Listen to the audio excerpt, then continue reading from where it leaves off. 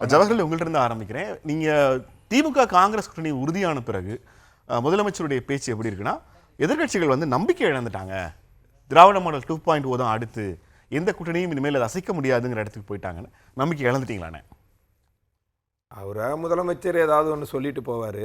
அந்த நம்பிக்கையெல்லாம் எங்களுக்கு முழுமையான நம்பிக்கை. அனைத்து இந்திய அண்ணா திராவிட முன்னேற்ற கழகம் இந்த தேர்தலில் மிகப்பெரிய வெற்றியை பெற போகிறோம். 210 தொகுதிகளில் இந்த விடியாத இந்த ஊழல் ஆட்சியை வீட்டுக்கு அனுப்புவதற்கான வேலைகள் எல்லாம் சிறப்பாக இருக்குது. மக்கள் மும்முரமாக இருக்காங்க. எங்களை விட மக்கள் ரொம்ப மும்முரமாக இருக்கும். ஏன்னா குழந்தை முதல் கிளவி வரைக்கும் கற்பழிக்கப்படுறாங்க. விலைவாசி உயர்ந்து போச்சு, சட்டம் ஒழுங்கு கெட்டு போச்சு, தொலைக்காட்சி நிருபர்கள்லாம் தாக்கப்படுறாங்க, கொலை கொள்ளைகள், லஞ்சம்னா சாதாரண லஞ்சம் இல்லை, கஞ்சா போதைகள் அதிகரித்து போகுது. இதெல்லாம் பார்த்து மக்கள் மீண்டும் ஒரு ஓட்டு போடுவாங்கன்னு நினைக்கிறீங்களா? நீங்கள் நிச்சயமாக ஓட்டு போட மாட்டாங்க.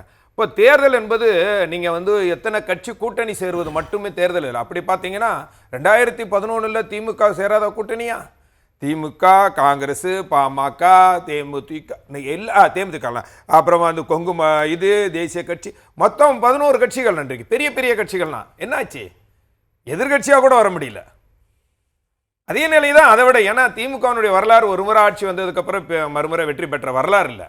அதனால் அந்த நிலை மீண்டும் அமைய போது நிச்சயமாக அதிமுக ஒரு மாபெரும் வெற்றி பெறும். நாங்கள் எதற்கும் அஞ்ச போவதில்லை, பயப்படவும் இல்லை.